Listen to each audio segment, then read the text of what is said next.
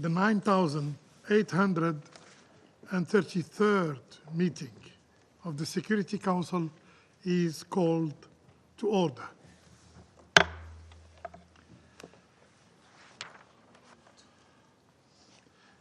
The provisional agenda of this meeting, is non-proliferation, Democratic People's Republic of Korea. The agenda is adopted. In accordance with Rule 37 of the Council's Provisional Rules of Procedure, I invite the representatives of the Democratic People's Republic of Korea and Japan to participate in this meeting.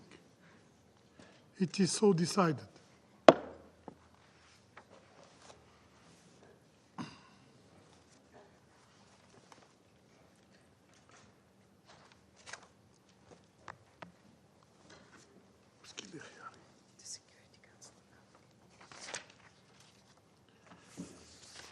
The Security Council will now begin its consideration of item 2 of the agenda.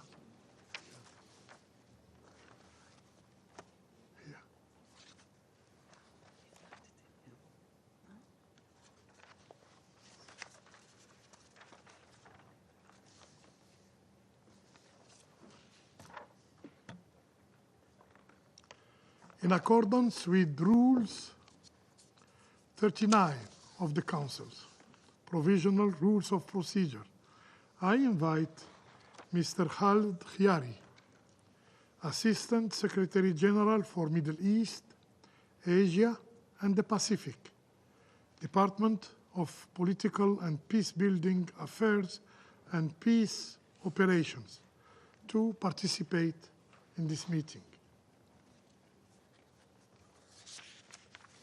It is so decided.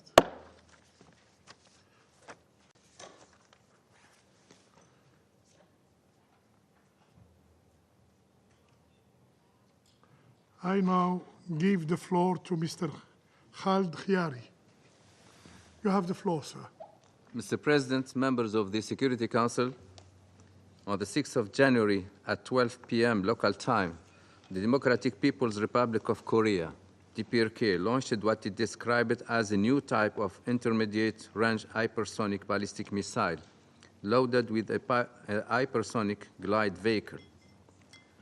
According to the DPRK official statement, the missile flew in line with its predetermined flight trajectory at a speed amounting to 12 times the speed of sound and landed in the open sea.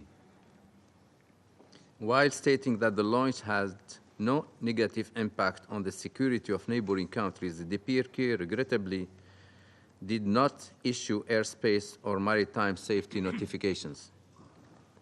The statement reported that the system can, quote, deal a serious military strike to a rival by effectively breaking any of its dense defensive barrier, unquote.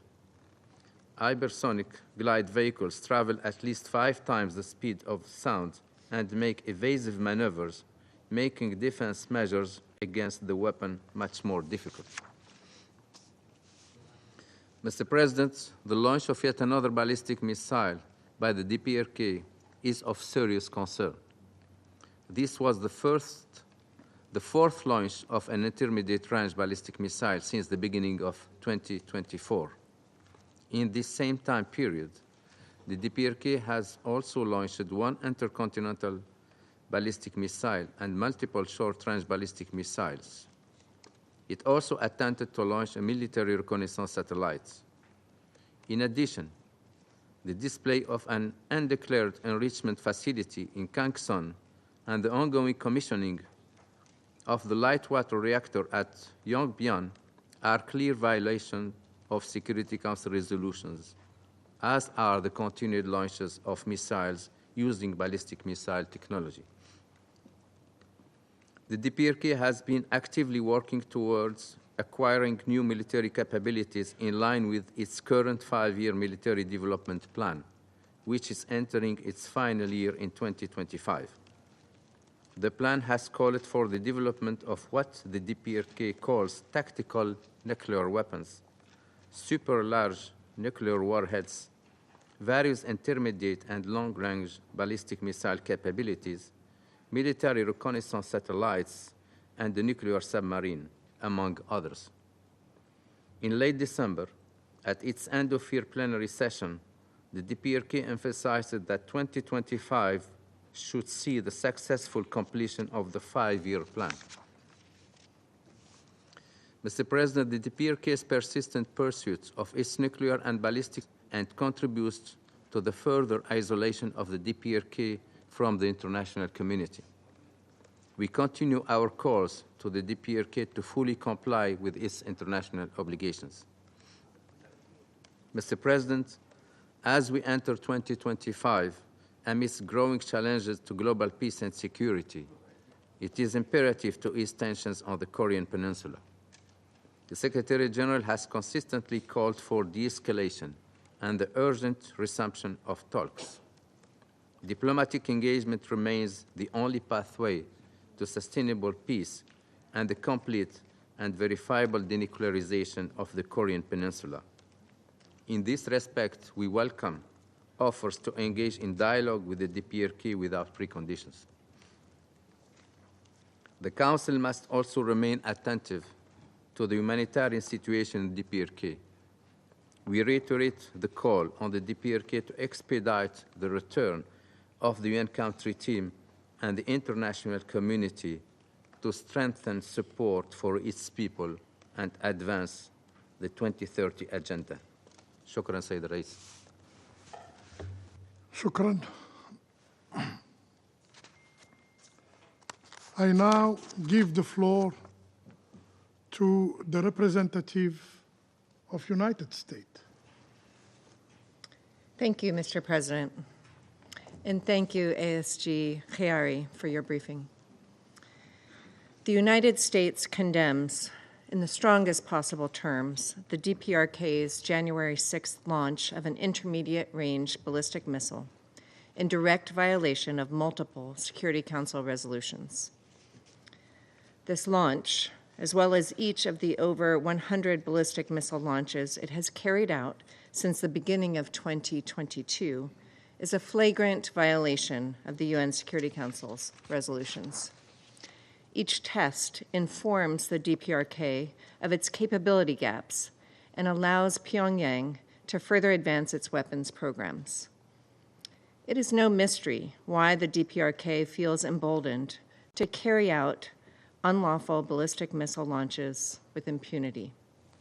For the past 2 years, Russia and China have muzzled this council from acting. In March, Russia ended the mandate of the 1718 Committee panel of experts through its capricious use of the veto. Russia and China also blocked a straightforward, factual press statement noting the DPRK's October ICBM launch had violated multiple Security Council resolutions. These actions coincide with Russia's and the DPRK's ongoing military cooperation in Russia's war against Ukraine, which violates both the UN Charter and arms restrictions established by this Council. Specifically, the two-way arms embargo on the DPRK laid out in resolutions 1718, 1874, and 2270 prohibit all UN member states from receiving arms, materiel, arms training, or assistance from, or providing them to, the DPRK. Colleagues, since December 2023, the DPRK has transferred over 20,000 shipping containers of munitions to date, containing at least 6 million heavy artillery rounds and well over 100 ballistic missiles to Russia for use against Ukraine.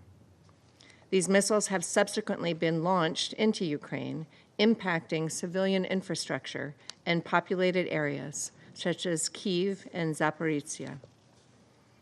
Russia has turned to the DPRK also now for manpower, as well as munitions, to carry out its war of aggression, welcoming more than 12,000 DPRK troops onto its soil. Since December of 2024, we have seen DPRK troops join in the fighting in Kursk, marking the first time they have participated in large-scale ground combat operations in more than 70 years, and the first time they have done so outside the Korean Peninsula. It is also the first time since the Second World War that Russia has invited a foreign force on its territory for a military operation. In return for its support to Russia, Russia has transferred air defense systems to the DPRK. We are particularly concerned about Moscow's intent to share with Pyongyang satellite and space technologies, which are crucial to an army's communication and intelligence gathering capabilities on the modern battlefield, as we have seen in Ukraine. The DPRK is significantly benefiting from receiving Russian military equipment, technology, and experience, rendering it more capable of waging war against its neighbors. In turn, the DPRK will likely be eager to leverage these improvements to promote weapons sales and military training contracts globally. Mr. President, while we condemn the DPRK's actions, the United States remains committed to a diplomatic resolution to the challenges posed by the DPRK's unlawful WMD ballistic missile programs, WMD and ballistic missile programs. We urge the DPRK to return to the negotiating table and engage in meaningful dialogue. The United States looks forward to working with all members of the Security Council to address this critical issue. The Council must take seriously its responsibility to vigilantly monitor implementation of binding Security Council sanctions measures to counter the DPRK's threats to international peace and security. We must work together to press Russia and China to address the DPRK's unlawful ballistic missile launches and malicious cyber activities that threaten us all. We call on all Council members to support a united and clear denunciation of the DPRK's destabilizing behavior, and for all UN member states to fully and faithfully implement UN SCR obligations and work together to prevent the DPRK's procurement activities and revenue flows supporting its unlawful WMD and ballistic missile programs. Colleagues, the United States is ready to work with the rest of the Security Council to expeditiously reinstate the 1718 Committee panel of experts that for 15 years provided public reporting that benefited all UN member states. Thank you. I thank the representative of the United States, and I now give the floor to the representative of Denmark. Thank you, Mr. President. I would like to thank Assistant Secretary Guyana for his briefing, and today I wish to convey two messages. First, let me start by strongly condemning the recent intermediate-range ballistic missile launch on 6 January by the DPRK. The DPRK's actions are unacceptable. The launch is a blatant violation of multiple Security Council resolutions. Once again, the DPRK is demonstrating its profound lack of respect for this Council and the global non-proliferation regime. That is why Denmark jointly called for this urgent meeting. The Council has repeatedly called on Pyongyang to comply with its obligations under international law and to cease its ballistic missile and weapons of mass destruction programs. And let me be clear, the DPRK must completely, verifiably, and irreversibly dismantle these programs and immediately return to compliance with the Non-Proliferation Treaty and other international safeguards. This latest launch is a sheer provocation and is deeply disturbing. Second, Mr. President, Denmark is deeply concerned by this pattern of continued North Korean escalation, a pattern that is clearly and dangerously increases the threat to regional and global peace and security.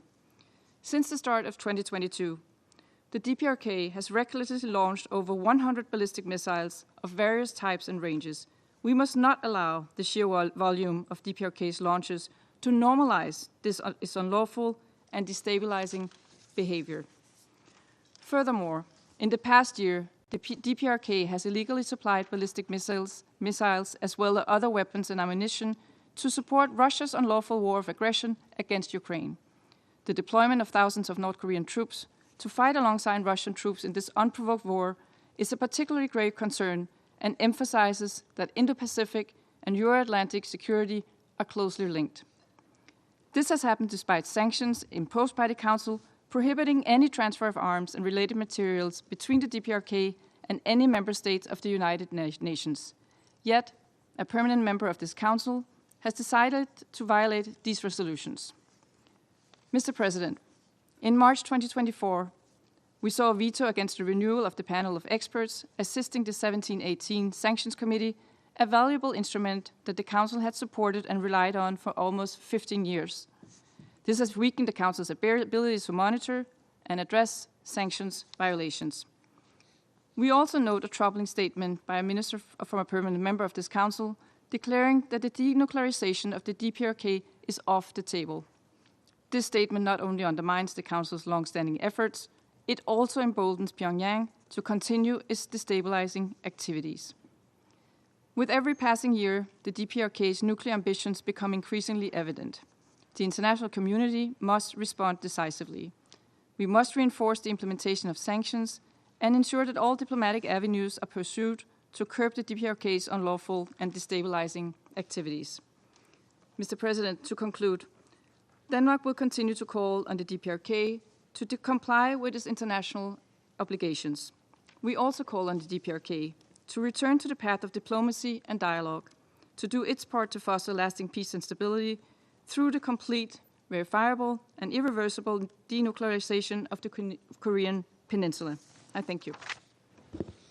I thank the representative of Denmark, and I now give the floor to the representative of France. Merci, Monsieur le Président. Je voudrais remercier le Thank you, Mr. sous-secrétaire général, President. I M. wish Chiari, to pour sa thank présentation. Assistant Secretary General Mr. Chiari for Monsieur his le Président, briefing. le 6 Mr. janvier President, on the dernier, la 6th Corée of du Nord January last, a North procédé au Korea lancement d'un missile balistique launched de portée intermédiaire an qui s'est stabilisé intermediate au large range du Japon. ballistic missile Les which autorités nord-coréennes ont de nouveau fell cherché à off mettre en the exergue which les landed caractéristiques which avancées de ce fell in the missile, waters of the coast of nature- Japan. dont sa North Korean nature authorities hypersonique. once again sought Ce que to nous lisons comme un emphasize the défi advanced lancé aux résolutions characteristics adoptées of à the missile, l'encontre de la including Corée its du Nord. hypersonic nature, which assurons le we Japon interpret et la as a République de Corée challenge de to notre resolutions solidarité adopted face à cette vis-à-vis nouvelle North Korea. provocation. We assure Japan and South Korea of Ce our lancement solidarity s'inscrit dans la in the face continuité of des this innombrables latest tests provocation. balistiques This effectués par le régime launch nord-coréen is a au part cours des of a dernières années, continuum en of violation countless flagrante des ballistic résolutions du Conseil de missile sécurité. tests carried out by the North Korean Rappelons qu'il y regime a tout juste in 2 recent mois, la Corée du years, Nord procédait which à un tir de constitutes a missiles balistiques de portée blatant breach of intercontinentale. Security Council resolutions. Let us recall that just Ces 2 months lancements ago, North illégaux Korea s'accompagnent launched d'une rhétorique an nucléaire intercontinental irresponsable de la ballistic part du régime missile. nord-coréen. These illegal launches are septembre accompanied 2023, by la Corée du Nord reckless a nuclear amendé sa rhetoric by the constitution North Korean pour y regime. faire In September figurer la détention de 2023, l'arme nucléaire, North là Korea encore en amended violation its des résolutions du Conseil constitution de sécurité. to incorporate La poursuite development des of the programmes nuclear nucléaires et weapon, balistiques once nord-coréens again, in menace la stabilité régionale. blatant breach of Security Council resolutions. bafoue The l'autorité de ce continuation of Conseil, North Korea's qui a ballistic adopté à nuclear l'unanimité des programs résolutions pour mettre fin à threatens ces regional programmes. stability. This flouts the authority, Elle mine le North Korea is régime de flouting the non-prolifération. authority of the Security Council, Et par the conséquent, Council which has l'appel à la adopted sécurité unanimously internationale. resolutions to end these programs. Dans ce contexte, And it is nous also déplorons la undermining the caution apportée non-proliferation par la Russie regime, aux consequently programmes nucléaires et balistiques undermining de la Corée du international Nord. peace and security. En In this particulier, les context, propos we du ministre deplore russe des Affaires Russia's étrangères qui a qualifié de sanction cause of la Russia's question de la support for dénucléarisation North de la Corée du Korean Nord. nuclear and ballistic Nous ne pouvons que missiles, réitérer notre particularly préoccupation the remarks of face the à Russian l'approfondissement foreign de la minister coopération who militaire qualified illicite denuclearization entre of la Corée North du Korea Nord as et a la closed Russie. issue.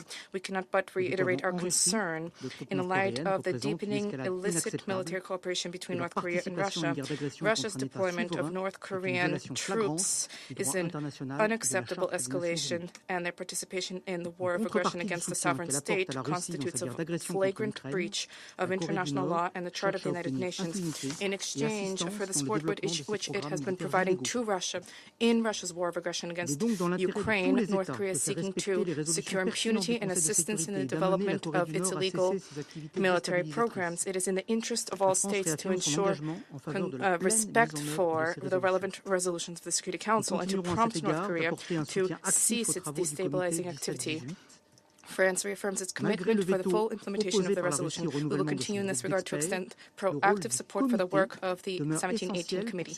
Despite the veto cast by Russia for the renewal of its panel of experts, the role of the committee remains critical to monitor implementation of resolutions and to inform all member states about the status thereof. Once again, we urge North Korea to comply with its international obligations, to abandon its illicit WMD programs, and to embrace the path of dialogue with a view to complete, irreversible, and verifiable denuclearization. Thank you. I thank the representative of France, and I now give the floor to the representative of the Republic of Korea. Thank you, Mr. President. I also extend my gratitude to ASG Kyari for his briefing.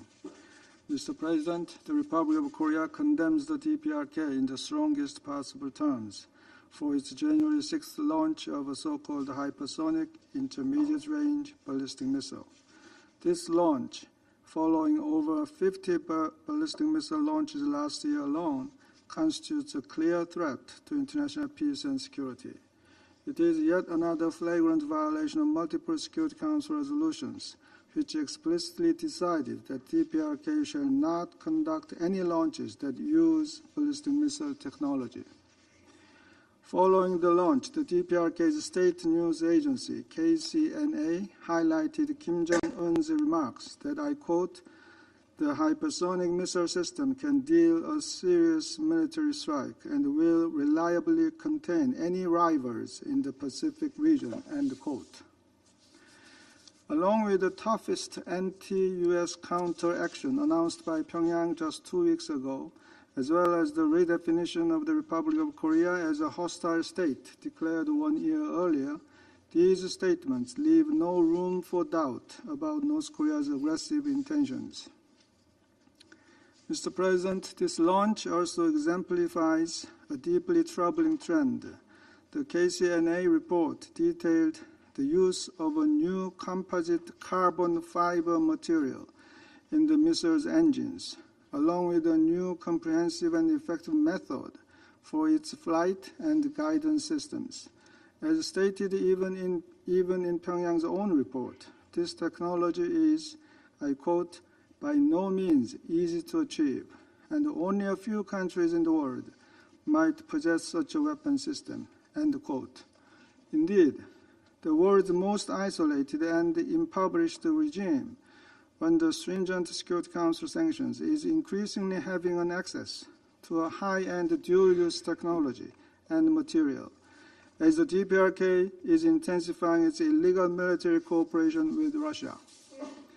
Russia has been repeatedly violating multiple Security Council resolutions, whereas all other members of the Council reaffirmed their commitment to the full implementation of Security Council resolutions. We are now particularly alarmed by the absence of the Security Council monitoring and reporting mechanism on DPRK sanctions in the wake of Russia's dissolution of the 1718 Committee's panel of experts, and the possibility that Russia may even reverse its decades-long commitment to the denuclearization of North Korea. Russia, as a new nuclear weapon state and a permanent member of the Security Council, should clearly recognize that the DPRK is the first case in the 55-year history of the NPT regime to severely abuse and undermine its core principles. Mr. President, I would also like to draw your attention to the DPRK's appalling treatment of its own people. Since North Korean troops joined the illegal war waged by Russia, they have suffered significant losses. Unfamiliar with modern warfare and employing outdated human wave tactics, these soldiers were sitting ducks for drone attacks. My government assesses that there are at least 1,100 casualties. And then there is a report that the bereaved families of perished North Korean soldiers received nothing but death certificates and have been forced to remain silent. The North Korean authorities withheld details about where and how the soldiers died, only saying that They died while participating in sacred combat. The grieving family members were then compelled to sign non-disclosure agreements. These soldiers are essentially slaves to Kim Jong-un, brainwashed to sacrifice their lives on faraway battlefields to raise money for his regime and secure advanced military technology from Russia. This is why I repeatedly emphasize that we need to look at both nuclear and the human rights issues of DPRK simultaneously at the Security Council. The human rights situation in DPRK remains intrinsically linked to international peace and security. Mr. President and dear colleagues, the January 6th missile launch shows exactly where this blood money ends up. The DPRK sacrifices its own people to fuel its nuclear ambitions and further contributes to death and destruction in Ukraine. It must stop now. The soldiers' blood is crying out from the ground. This Council should speak with a united voice and act against the DPRK and Russia's illicit activities, and urge full and effective implementation of all relevant Security Council resolutions by all member states. If the Council remains unable or unwilling to stop and hold the DPRK accountable for persistently violating binding Security Council resolutions, egregiously abusing the NPT regime, and relentlessly pursuing aggressive and dangerous military adventures, the international community will eventually face an even greater menace. Then it will be too late for us to regret not having done what we ought to do now. I thank you, Mr. President. I thank the representative of the Republic of Korea, and I now give the floor to the representative of Slovenia. Thank you, Mr. President. Assistant Secretary Yari, thank you very much for your briefing. Mr. President, let me make a couple of points on behalf of my delegation. One, Slovenia strongly condemns the latest launch by the DPRK of what appears to have been an intermediate-range ballistic missile. Without a doubt, let me reiterate that the DPRK must ensure implementation of the resolutions of this body and abandon its illegal WMD and ballistic missile programs. Two, Slovenia is gravely concerned with the course that the DPRK has decided to take. In late 2023, North Korea took a series of escalatory steps, including military cooperation with third countries, ballistic missile tests, and satellite launches. This continued throughout 2024. However, in addition to missile tests, there have been reports of the use of the DPRK origin ballistic missiles in Ukraine, deeply concerning statements about the DPRK's nuclear status, and reports of the DPRK troops' deployment to Europe. The DPRK demonstrated numerous times that it did not care about the cooperation with the international community or about the latter's concern. Instead, it continues to develop nuclear weapons and to test the capabilities for the delivery thousands of kilometers beyond its borders. With such reckless behavior, the DPRK is threatening regional and global peace and security. Mr. President, the Council's inaction in situations like this only fuels further expansion of the DPRK's illegal nuclear weapons and ballistic missile programs. North Korea needs to be denuclearized, and we believe this Council needs to find unity and employ all diplomatic means to make the DPRK cease its provocations and bring it back to the dialogue. This is the only legitimate option. I thank you, Mr. President. I thank the representative of Slovenia, and now I give the floor to the representative of United Kingdom. Thank you, President, and thank you, ASG Chiari, for your valuable briefing. The DPRK has begun this year again by defying multiple UN Security Council resolutions. The United Kingdom strongly condemns the DPRK's latest intermediate-range ballistic missile launch. Colleagues, this latest launch follows a year of provocative and brazen violations by the DPRK, which saw the testing and firing of 50 missiles, including an intercontinental ballistic missile, as well as their craven support to Russia, supplying weapons and troops for Russia's illegal war against Ukraine. These actions should concern us all. Our collective response is an important test for this Council's authority and our commitment to defending the Council resolutions voted for in this chamber. Yet we are unable to unite against the DPRK's continued flouting of the global non-proliferation architecture. We should remain clear-eyed on the cost of this Council's silence.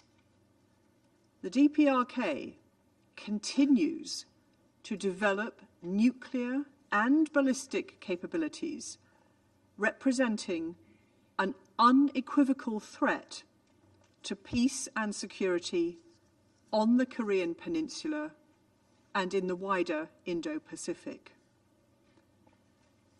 Russia's veto of the mandate renewal of the panel of experts has given the DPRK a green light to commit such provocations unchecked.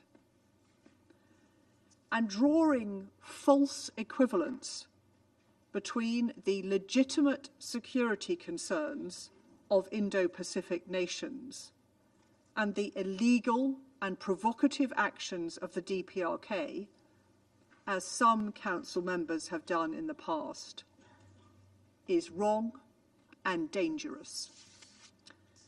I want to make it clear that any nation's refusal to condemn decisively the DPRK's actions represents direct complicity in furthering DPRK's illegal weapons program. We want to see a prosperous and stable DPRK whose people flourish in a secure neighbourhood.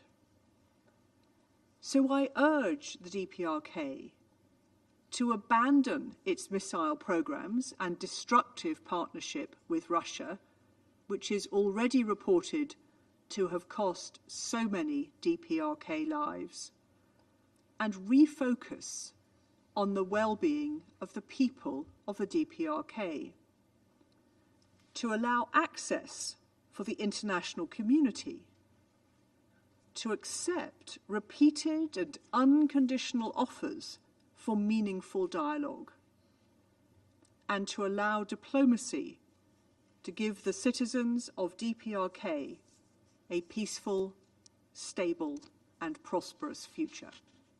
I thank you. I thank the representative of the United Kingdom, and I now give the floor to the representative of Greece. Thank you very much, Mr. President. I would like also to thank Assistant Secretary General Khaled Chiari for his very interesting briefings. Mr. President, the recent launch of an intermediate-range ballistic missile by the Democratic People's Republic of Korea is indeed a particularly worrying development, adding to the escalating rhetoric and security tensions in the region. Against this background, Greece expresses its full solidarity with the Republic of Korea and Japan and wishes to highlight the following 3 points. Firstly, it is important to uphold the global non-proliferation and disarmament architecture with the Non-Proliferation Treaty as its cornerstone. This architecture is severely undermined by DPRK's recent launch, which added to a long list of IRBMs, ICBMs, and other launches of military equipment.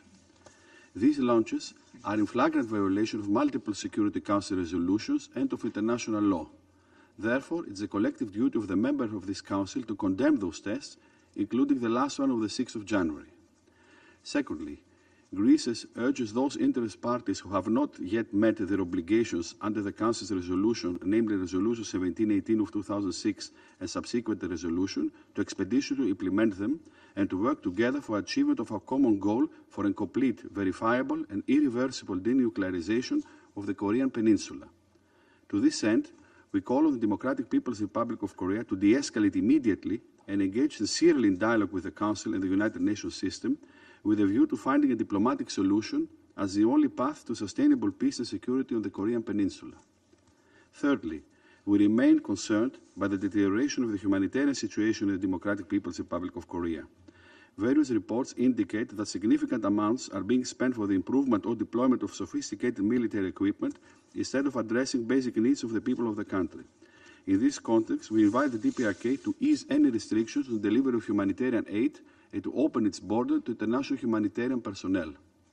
Mr. President, before concluding, allow me to reiterate the genuine commitment of Greece to the implementation of the Security Council sanctions regime and the committees established pursuant to Resolution 1718 of 2006. Unfortunately, the mandate of panel of experts of the committee has not been renewed. The sanctions nevertheless remain in place and must continue to be fully implemented by all member states. Amidst the challenging geopolitical landscape in the area of Asian Pacific, the unity of this Council on this matter is particularly crucial. I thank you. I thank the representative of Greece. I now give the floor to the representative of Pakistan. Thank you, Mr. President. Mr. President, at the outset, let me thank Assistant Secretary General Kyari for his briefing this afternoon. Pakistan notes with concern the escalating tensions on the Korean Peninsula. The latest missile test is one manifestation of these tensions. These developments are detrimental to regional and international peace and security. Pakistan supports the objective of denuclearization of the Korean Peninsula, the implementation of the relevant Security Council resolutions, and the goals of global non-proliferation and disarmament. Provocations such as missile tests on the one hand and coercive actions and threats on the other must be ended. Pakistan opposes any further nuclear weapons testing in Korea or elsewhere.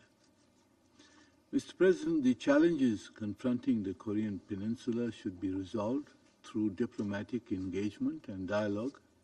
We strongly support the calls for revival of talks among the relevant parties.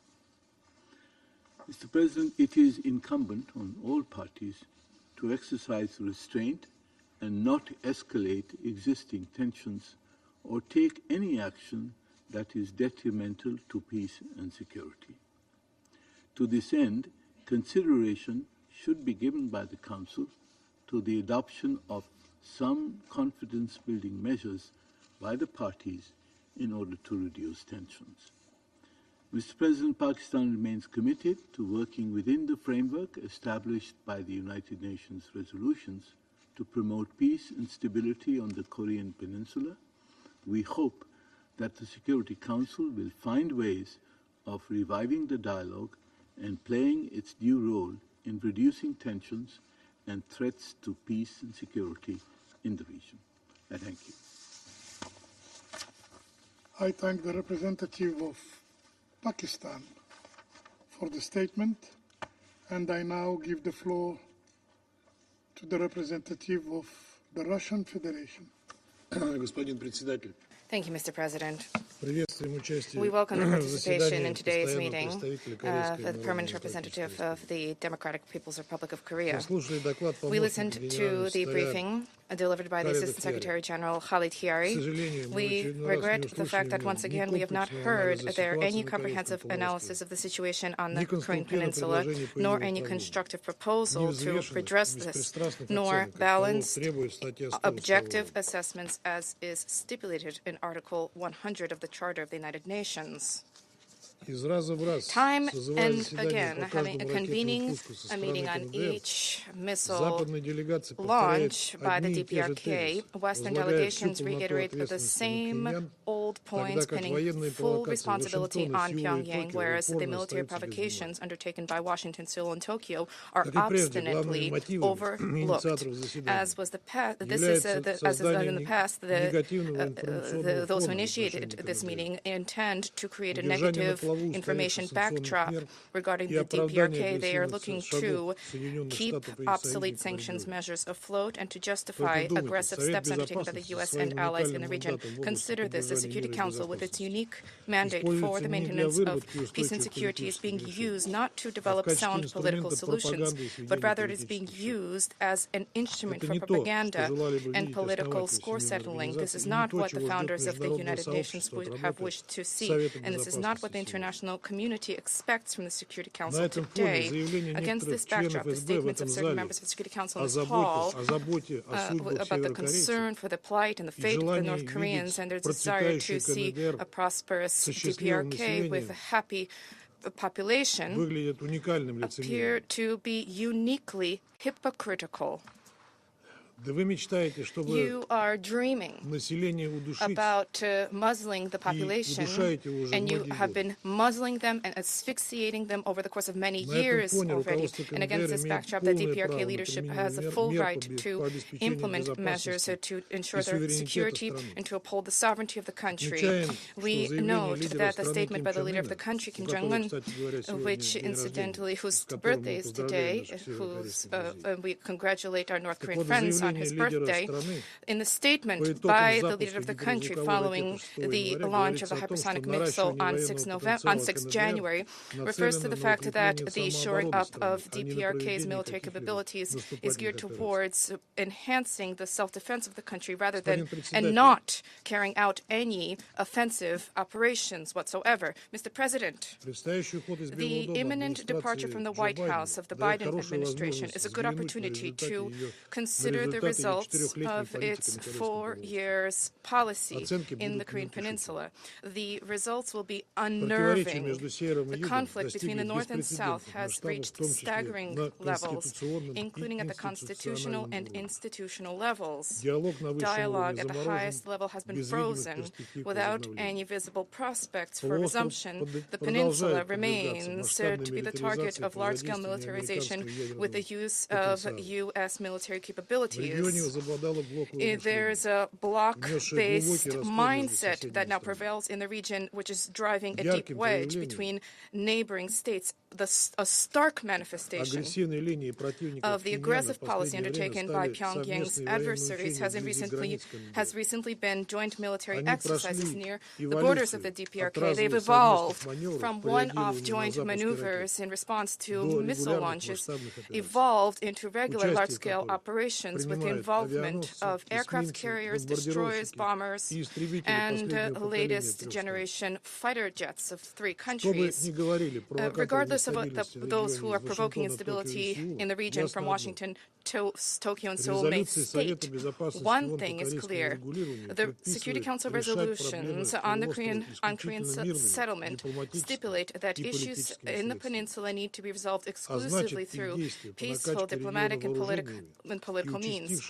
And this means that their practice of pumping weapons into the region and participation in the increased frequency of military maneuvers is nothing other than systematic violations of international law. Once again today, we have heard their mantra that apparently they did not provoke anything, they're not provoking anything, but this is not true. The fact is that this planned policy will later be casually mentioned and acknowledged in an interview by a U.S. official just a few days ago. Antony Blinken, who compelled all parties to speak of the unprovoked nature of the Russian special military operation, announced that the United States had been pumping weapons into Ukraine long before it starts. The statement of the outgoing U.S. Secretary of State on the transfer to the DPRK of Russian satellite and space technologies made by him during a visit to Seoul on 6 January, which was repeated today by a number of delegations, is wholly unsubstantiated. Such statements are the latest example of baseless conjecture, which is geared towards smearing bilateral cooperation between the Russian Federation and the friendly nation of the DPRK. The agreement on strategic partnership between Russia and the DPRK, which was recently ratified by our country, has an article, Article 4, whereby states support one another in the event of an armed attack on one of the parties. All measures that could be undertaken under this article are an internal matter related to Russian-North Korean bilateral relations. Cooperation between Russia and the DPRK is designed to play a stabilizing role in the region on the basis of the principle of indivisibility of security to reduce the risk of relapse into war in the peninsula, including with the use of nuclear means, and to become one of the components of a robust security architecture in the region.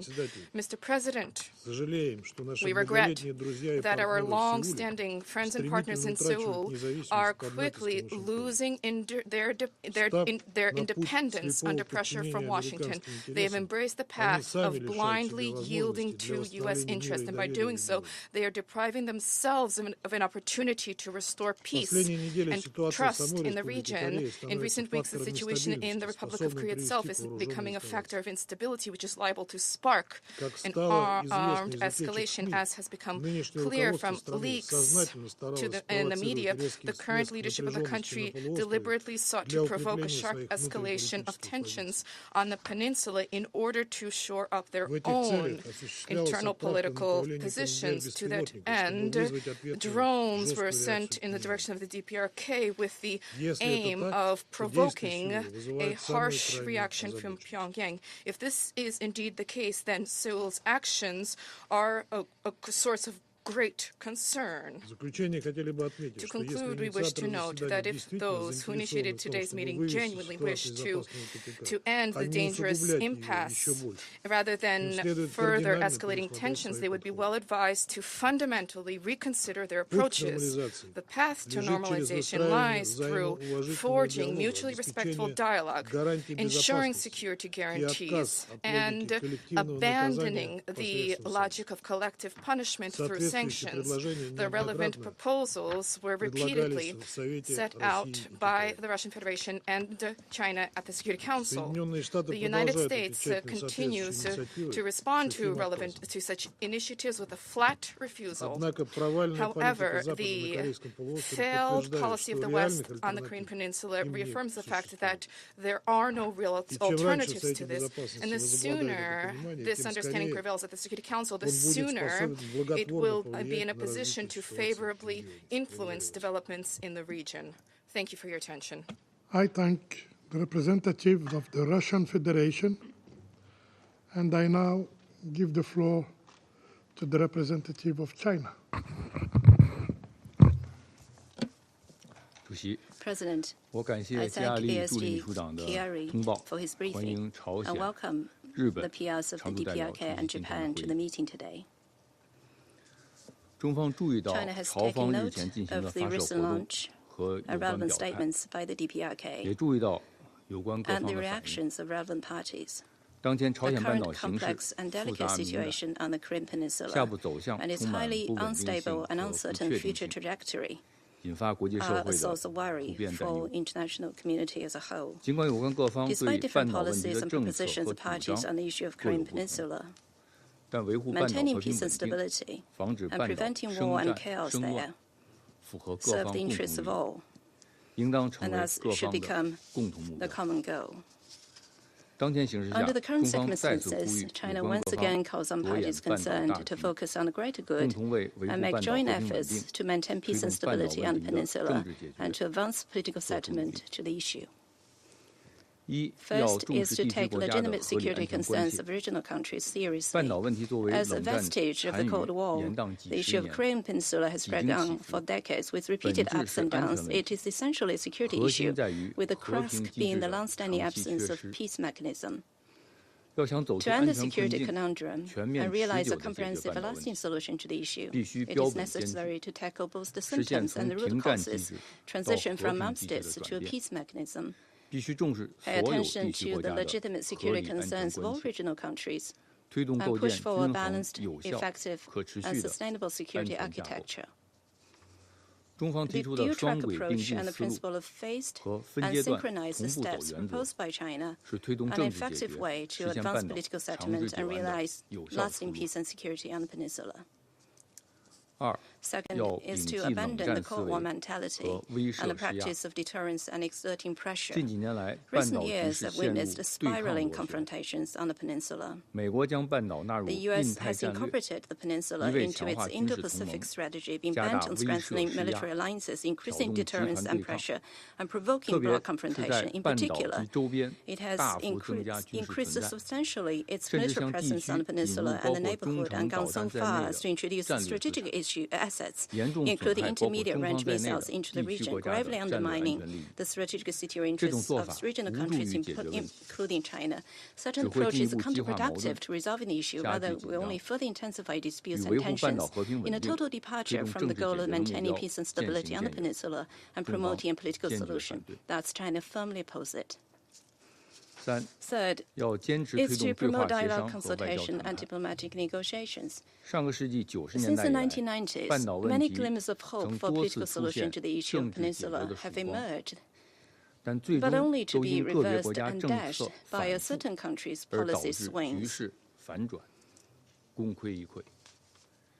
Relevant parties should draw lessons from history and make a comprehensive, accurate assessment of the current situation on the peninsula, and based on such an assessment, adopt a rational attitude, display mutual goodwill, take concrete actions, and show flexibility to work and create conditions for dialogue, consultation, and a political settlement. President, in his statement just now, the U.S. representative distorted and smeared China, which we firmly oppose and will never accept. For years, China has adopted a prudent, responsible, and constructive attitude, has always made judgments and enacted policies based on the issues based on merits of the issue itself, and has always been committed to taking practical actions to maintain peace and stability on the peninsula, ease the situation there. China's sincerity, efforts, and contribution allows no questioning, distortion, or repudiation. In conclusion, I would like to underscore that in addressing this issue, the starting point and goal of the Security Council should be to advance the political settlement to the issue, rather than just to make accusations or exert pressure, much less to allow itself to be reduced to a tool of a certain country for its political self-interest. As a permanent member of the Security Council, China has always conscientiously implemented all DPRK-related resolutions and fulfilled its due international obligations. Meanwhile, as a close neighbor of the peninsula and a responsible major country, China has always been playing a constructive role in its own way in promoting political settlement, maintaining peace and stability on the peninsula, and achieving long-term peace and stability in Northeast Asia. We call on all parties concerned to work together with China to that end. I thank you. I thank the representative of China for the statement. And I now give the floor to the representative of Sierra Leone. Thank you, Mr. President. I thank Mr. Khaled Kiari, ASG for Middle East, Asia and Pacific at DPPA, for his comprehensive briefing. Sierra Leone condemns the reported latest weapons test by the Democratic People's Republic of Korea of a new hypersonic intermediate-range missile designed to strike remote targets in the Pacific, which to all intents and purposes is a bid to further expand their collection of nuclear-capable weapons to threaten regional and international security and stability. we are gravely concerned that the reported missile launched by the DPRK flew over 1,100 kilometers before landing in waters between the Korean Peninsula and Japan. This continuous and ever-evolving nature of the increasing military expansion by the DPRK is a clear and blatant violation of UN Security Council resolutions that is escalating tensions and instability in the Korean Peninsula. We reiterate our call for the DPRK to respect and fully comply with its obligations under the numerous Council resolutions that prohibits its continuous and increasingly alarming nuclear and ballistic weapons program. We also reiterate our call for the strong and effective implementation of all relevant Security Council resolutions that outlines the sanctions obligations to deter further escalation and advancement of the DPRK's nuclear weapons program. These resolutions are decisions of the Council adopted to deter the DPRK's nuclear proliferation program, and the blatant violations undermine the authority of this organization. Mr. President, Sierra Leone reiterates its call for increased diplomatic efforts to denuclearize the Korean Peninsula and urge the DPRK to return to the negotiations to end its nuclear programs in an unconditional and irreversible manner. We therefore call on the DPRK to engage bilaterally and multilaterally to unequivocally commit to transparent, complete, verifiable, irreversible, and non-discriminatory nuclear disarmament. We reaffirm our unwavering commitment to the principles of disarmament, non-proliferation, and international peace and security, and call for concerted and concrete efforts to combat the DPRK's proliferation actions, which, if not addressed comprehensively, might lead to unimaginable consequences of nuclear proportions. I thank you.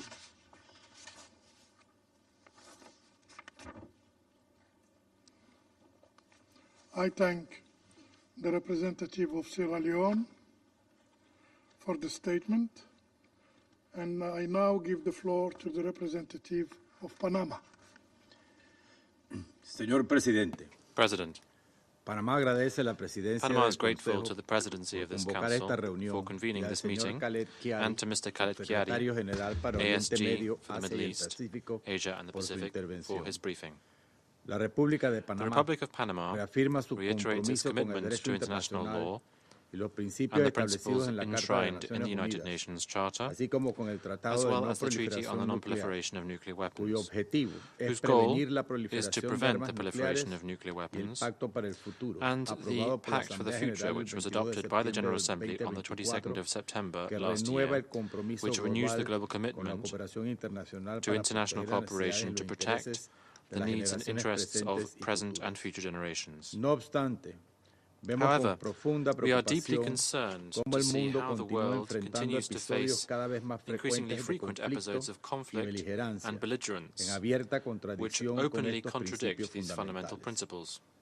Panamá, Panama, como una nación as a comprometida nation con la committed to promoción de la promoting paz peace y la resolución and the peaceful pacífica de settlement of controversias, disputes, en estricto apego strictly adhering al to capítulo Chapter sexto 6 de la of the Carta de UN las Naciones Charter, Unidas, manifiesta su wishes to make alarma clear its ante la alarm escalada de tensiones en la given península the de Corea. escalation of tensions on the Korean La Peninsula, reciente prueba de un the misil recent balístico testing of hipersónico a de alcance hypersonic intermedio por intermediate parte de la range República ballistic Popular missile Democrática by de the Corea el 6 de DPRK enero, on the 6th of que merece January, nuestra condena, constituye una warrants clara violación de las condemnation resoluciones and del is a Consejo clear de Seguridad violation of the Security y Council's exacerba una resolutions, situación ya and it inestable, exacerbates an already marcando unstable un grave situation. retroceso It para la represents a estabilidad major regional step e back for internacional. regional and international stability. Este aumento en las This increase in hostilidades hostilities no solo amenaza la doesn't just paz y threaten seguridad international internacional, peace and security, sino que también pone en it riesgo el also tránsito aéreo y jeopardizes marítimo en la air and región, maritime elementos transport in the esenciales region. para la estabilidad These económica are y el essential desarrollo elements for global. economic stability and Como global development. administradores de una de las vías As fluviales más administrators of estratégicas one del of the most mundo strategic y con una de las waterways mayores in the flotas de world buques and one of the registradas, largest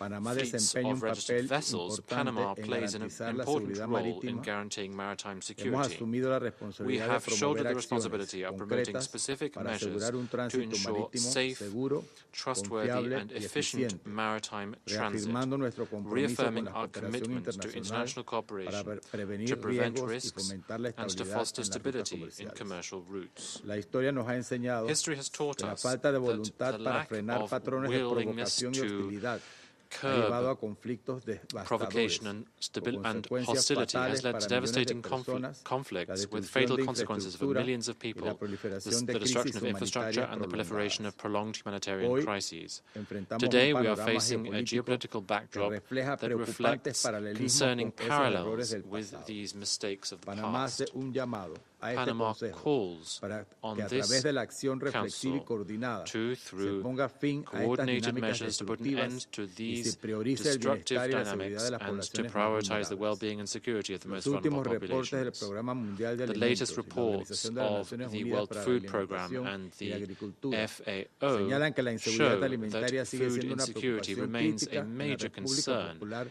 in the Democrática de Corea, DPRK. mientras que las While restricciones gubernamentales governments' limitan la asistencia restrictions limit humanitaria. humanitarian Este assistance, Consejo debe actuar this con Council sinceridad de must decisión act para aliviar el sufrimiento sincerely and humano decisively y to garantizar alleviate que el human bienestar de suffering las and to personas ensure that the esté en well-being el of people centro de is at the todas heart nuestras of acciones. everything we do. Panamá hace un llamado a las Panama partes calls para que a través de la acción on reflexiva the y parties coordinada se to ponga work fin a estas together to dinámicas end these destructivas destructive y se trends priorice el and bienestar y to la seguridad de las prioritize the well-being poblaciones and más security of the vulnerables. most vulnerable people. La situación en la The península de situation Corea on the Korean no solo Peninsula constituye una amenaza isn't para la just a estabilidad threat to regional, regional stability, sino que también it also perpetúa la perpetuates crisis the humanitaria. humanitarian crisis. Panamá, como un Panama, país que as a country cree that en la believes cooperación y in el cooperation and multilateralismo, multilateralism, reafirma su disposición para stands trabajar ready con to todas las work with partes all hacia parties la búsqueda de towards soluciones finding duraderas. lasting solutions. Señor Presidente, President, abogamos por un enfoque que deje we de are lado in las favor of an provocaciones approach y el uso de la that fuerza leaves y que behind the priorice el provocation diálogo, and el the entendimiento use of mutuo force, y el but rather respeto that por el derecho prioritizes dialogue, internacional mutual understanding, and conforme a los respect for principios international law establecidos en la in Carta de line las with the Naciones principles laid Unidas. down in the Muchas UN gracias. Charter. Thank you. I thank the representative of Panama for the statement. And I now give the floor to the representative of Guyana. Thank you, Mr. President. I thank ASG Chiari for his briefing and welcome the participation of the representatives of the DPRK and Japan in this meeting. Guyana is deeply concerned that the government of the DPRK continues to launch intermediate-range ballistic missiles in violation of resolutions of the Security Council. These launches not only undermine the global non-proliferation regime, but further exacerbate tensions on the Korean Peninsula. Guyana condemns such violations and reiterates its call for all concerned parties to utilize the tools of diplomacy so that there can be progress in resolving the protracted tensions and in ensuring sustainable peace on the peninsula. We urge the government of the DPRK and all other stakeholders to act in good faith to resuscitate dialogue, which remains critical for deriving a political solution to the issue. Mr. President, Guyana reiterates its belief that the only way to prevent the use or threat of use of nuclear weapons is through their total elimination. We also reiterate our belief that the denuclearization of the Korean Peninsula is key to achieving this objective and is critical for the furtherance of international peace and security. We urge the government of the DPRK to return to the Treaty on the Non-Proliferation of Nuclear Weapons and to abandon its ballistic missile program, along with all other existing weapons of mass destruction in a complete, verifiable, and irreversible manner. Guyana stresses that divestment of the ballistic missile program would free up resources for human development in the country. In this context, we urge the government of the DPRK to prioritize the well-being of its citizens and pursue a peaceful path to development that fully aligns with its obligations as a UN member state. We also wish to emphasize the need for all relevant parties to exercise restraint and prioritize dialogue in addressing the mounting tensions and the security crisis on the Korean Peninsula. Mr. President, Guyana once again stresses that the 1718 Sanctions Committee must maintain its mandate of overseeing the implementation of the measures outlined in Council resolutions related to the DPRK, despite the expiration of the mandate of its panel of experts. We urge all UN member states to comply with and fully implement the relevant Council resolutions related to the DPRK. We also stress that a continuous flow of information on the implementation of the DPRK sanctions regime remains critical to the work of the 1718 Sanctions Committee in the execution of its mandate.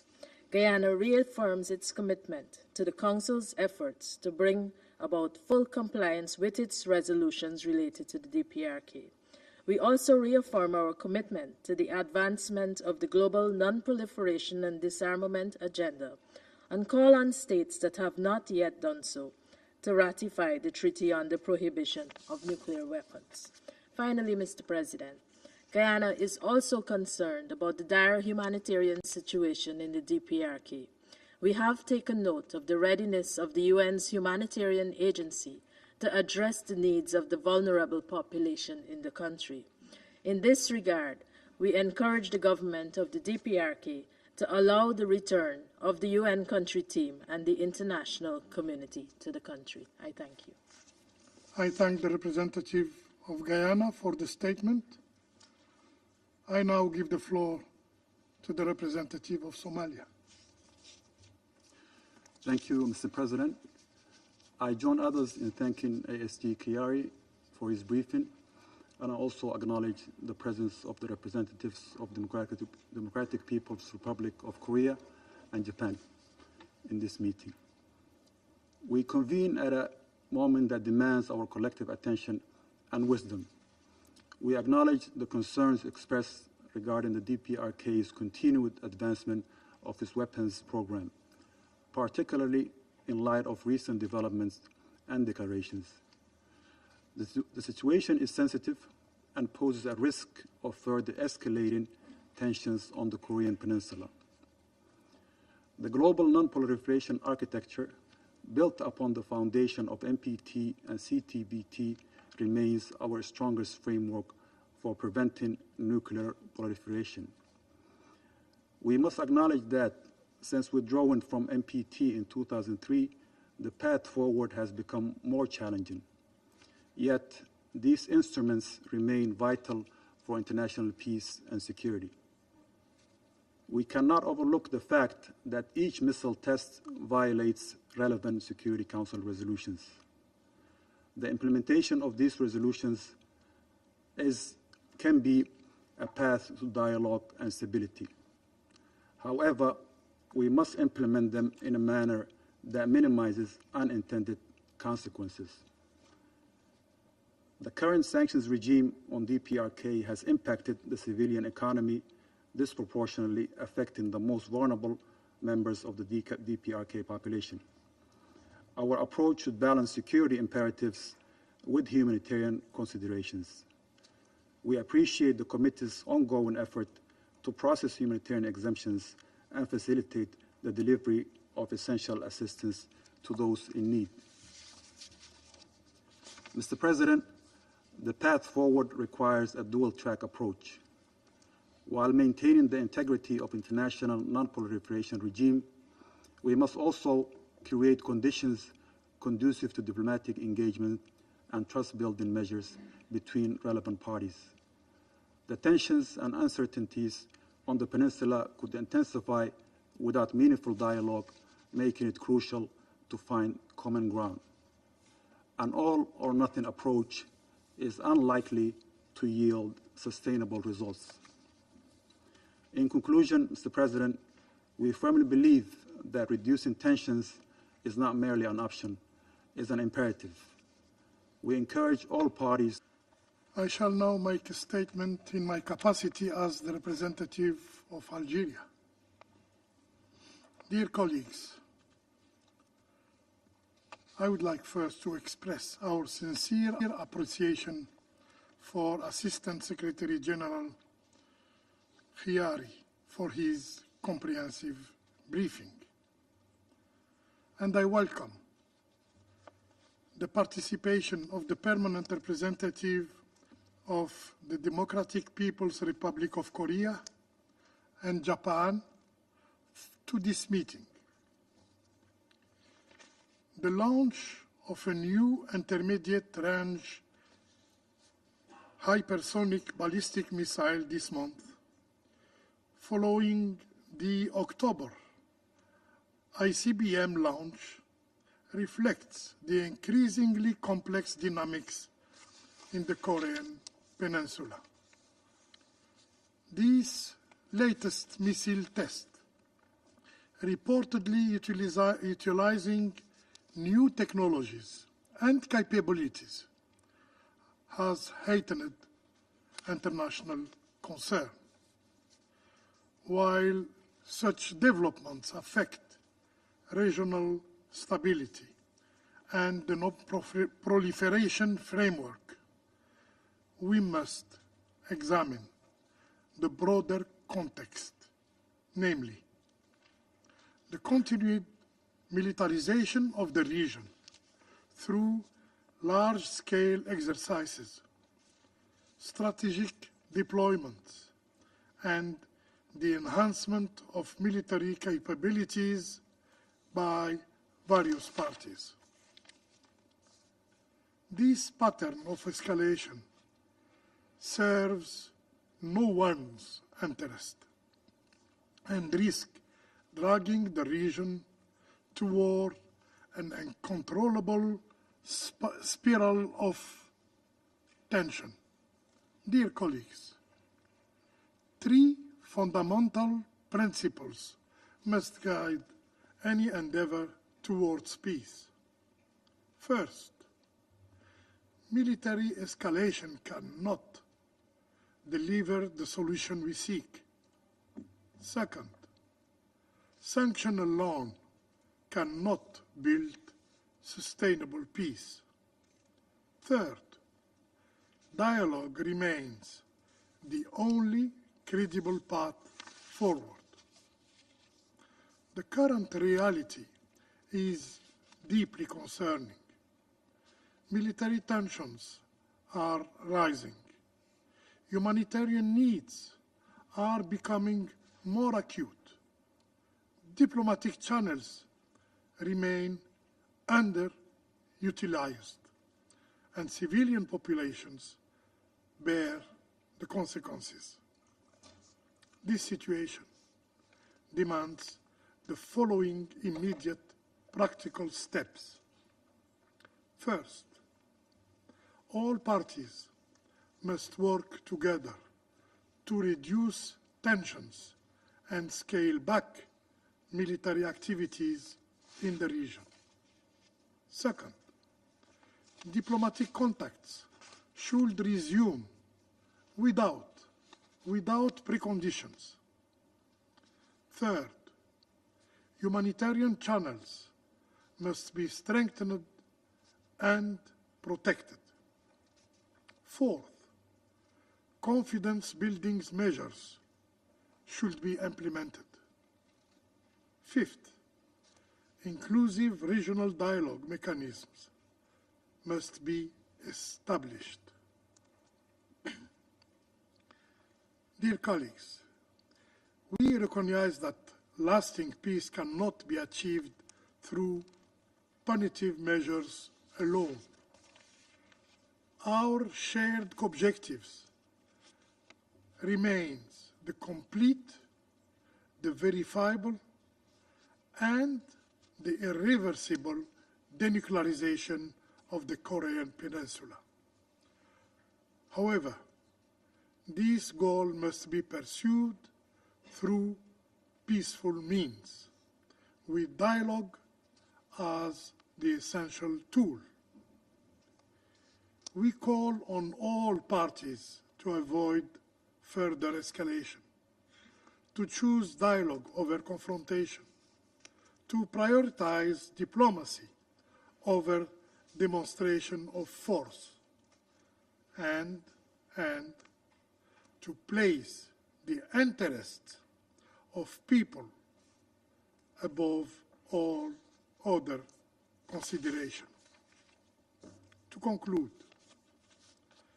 the path forwards through difficulty is clear. It requires the courage to choose dialogue in the face of mounting tensions. Patience when progress seems distant, and commitment when obstacles appear insurmountable. This is the only route to lasting peace. The choice remains ours: either peace through dialogue or continuing escalation. Tension is not inevitable, and peace is not beyond our reach in the Korean Peninsula. I thank you. I now resume my function as President of the Council. The representative of the United States has asked for the floor to make a further statement. I give them the floor. Thank you, Mr. President. There were some false assertions about the United States and the military exercises that we participate in the Korean Peninsula, so I am compelled to respond. The United States and the Army security. The United States is committed to the security of the ROK and our alliance's combined defense posture. The United States supports efforts to manage and reduce military tensions on the Korean Peninsula and across the globe through consistent and effective military coordination with our partners and allies, with transparency on the defensive measures we are taking, and also with appropriate risk reduction measures. I thank you, Mr. President. I thank the representative of the United States for the statement.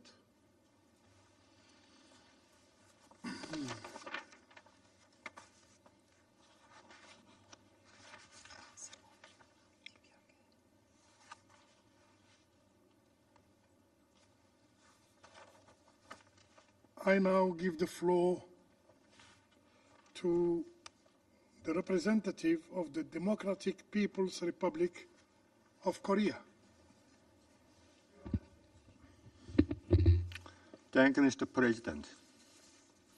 The right to self-defense is the fundamental cornerstone that guarantees the existence and development of the state and main core of the national sovereignty. It is exactly for this reason that the UN Charter and the other international law stipulate that all UN member states have equal right to self-defense, regardless of the size of the territory and population, as well as level of development. I strongly denounce and categorically reject yet another unfair and abnormal practice at the UN Security Council, dealing unjustly with legitimate and just exercise of the sovereign right of the DPRK at the Bangladeshi request of the United States is the following forces.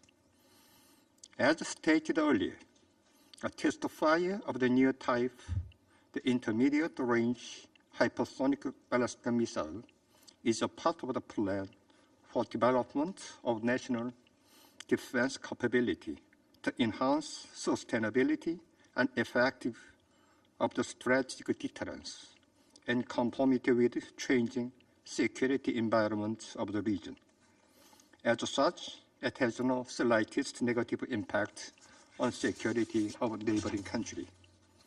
Even today, when the civilian death toll exceeded 45,000 in Gaza, the United States embellished Israel's nefarious mass killing atrocity as the right to self-defense, arousing public indignation of the international community.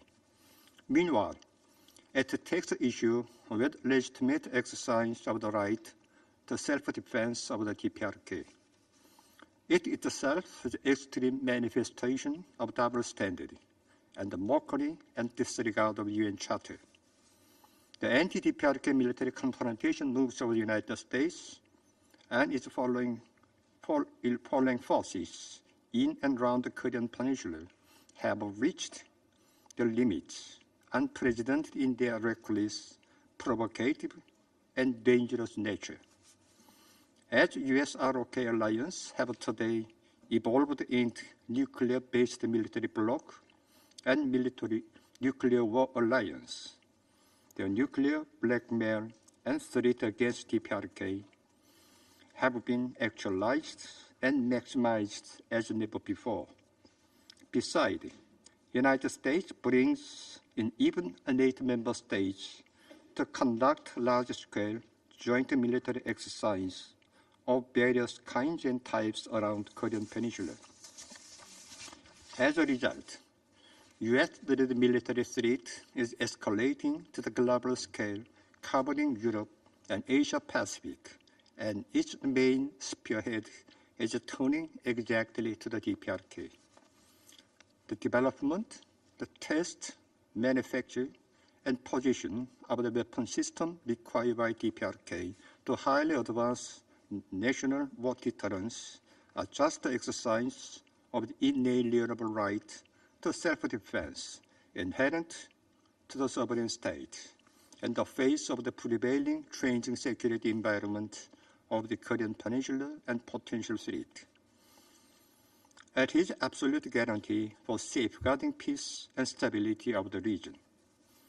The UN Security Council, whose primary mission is to maintain peace and security of the world, picked hold each time and every time on the just exercise of the sovereign right of DPRK, only while keeping silence on heinous military moves of the United States, its foreign countries who disturb the peace and stability of the region.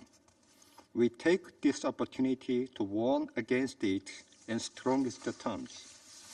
Should grave situation of the physical conflict that no one desires is created on Korean Peninsula due to reckless war mania kicked up by United States and ROK, UN Security Council should be held accountable for criminalizing the just exercise of the sovereign right of DPRK by applying extreme prejudice and double standard and for giving impunity to maneuver of the war provocation of the United States and ROK. The UN arena, the platform of the impartiality and equality, have instead changed today as a channel of the anti-DPRK confrontation by the United States and a handful of the hostile forces.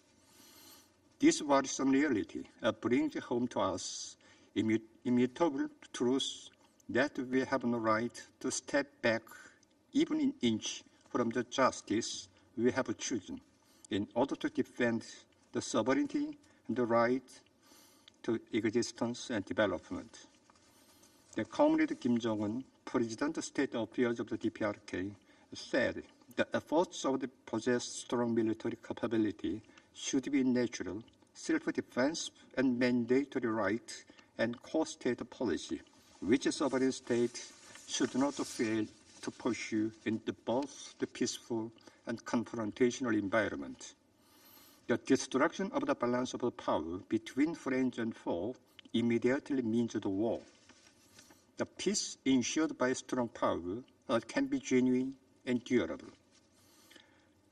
It is a lesson learned and truth verified by history and reality. The peace is not defended in words.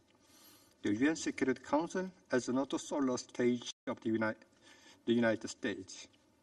If the United States is following forces that continue to abuse UN Security Council as a tool for realizing their unlawful political goals, the DPRK will safeguard its sovereign rights and interests with more resolute and decisive response. The DPRK will in the future too continue to exercise the sovereign right of the states and reliably safeguard regional and global peace and security as a responsible nuclear weapon state. I thank you.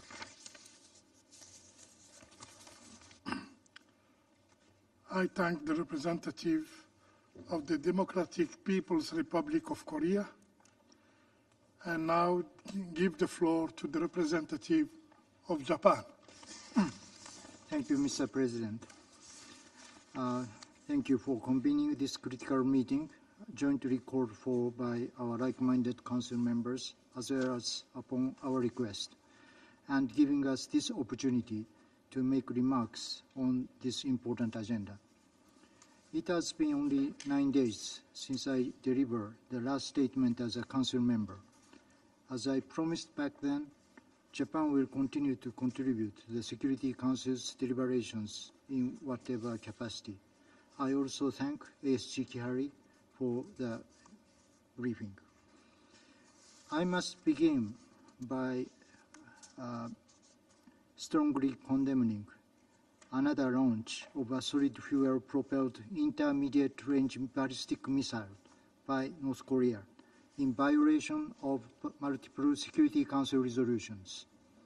This is not merely a regional issue, but it is fundamentally related to global non-proliferation, about which we should all be united. The Security Council used to be united and able to speak in one voice, unanimously adopting 11 resolutions since 2006, which, among other things, require all member states to prevent missile and missile-related items and technology from being transferred to the DPRK. It was this Council that acted under its special responsibility for the maintenance of international peace and security. The Council, however, is no longer unified on this file. In May 2022, a Security Council draft resolution which would have condemned an ICBM launch by the DPRK was vetoed.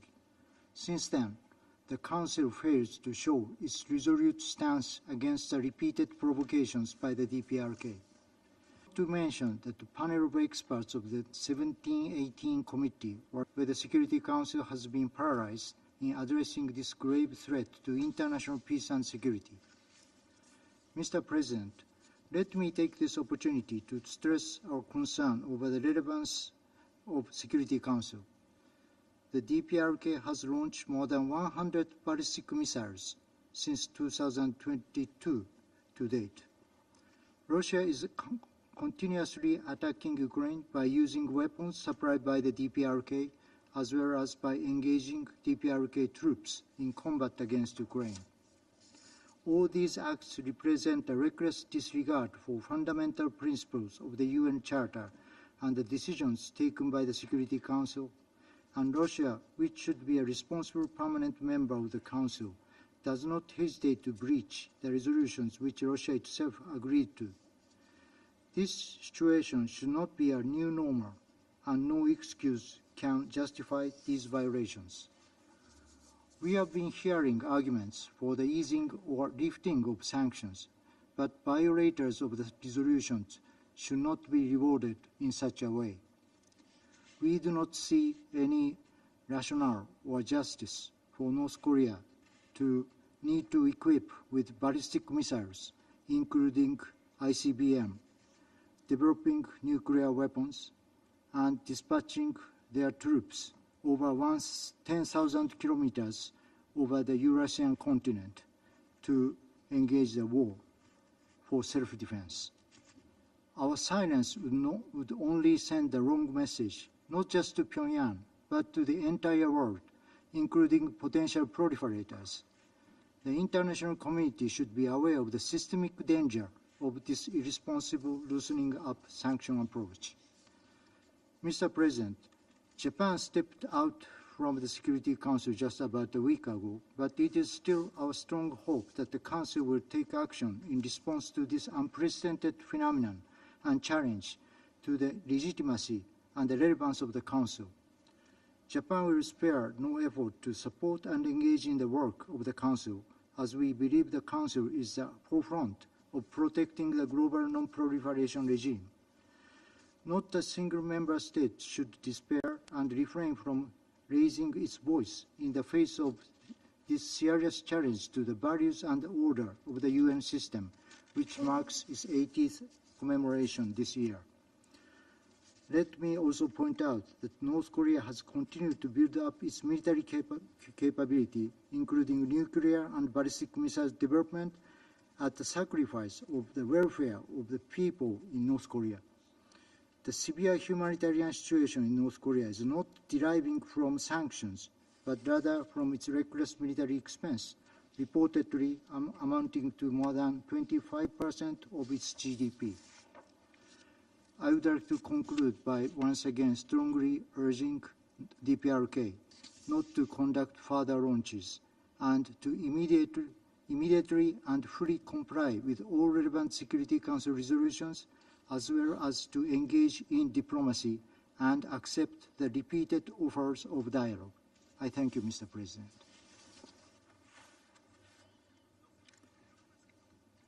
I thank the representative of Japan for the statement.